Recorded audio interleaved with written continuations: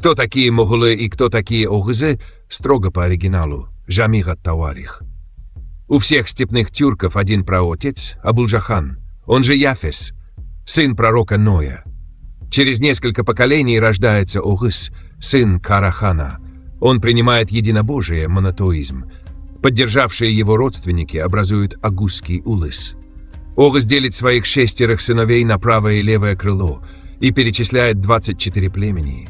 Каи, Баят, Караюле, Бекдале, Салур, Аймур, Кынык и другие.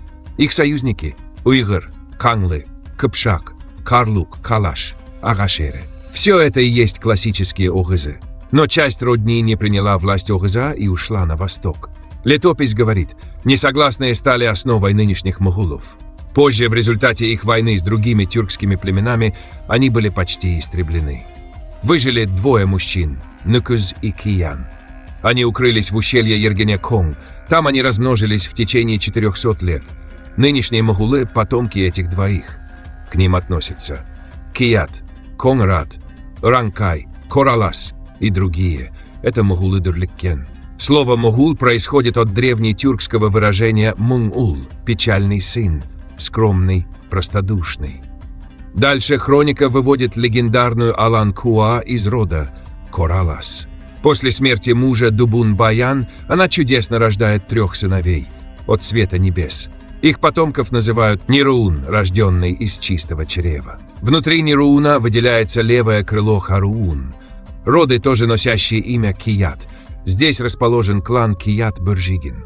Летописец поясняет, Быржигин значит «человек с голубыми глазами». Предвосхищая конспирологию, от себя добавим, голубоглазость не обязательно славянин. Голубоглазость всегда встречалась у тюркских народов и встречается по сей день. Через 6 поколений в этом клане родится Темежин, Шингисхан. Огызы – западная тюркская ветвь, принявшая веру Огыза.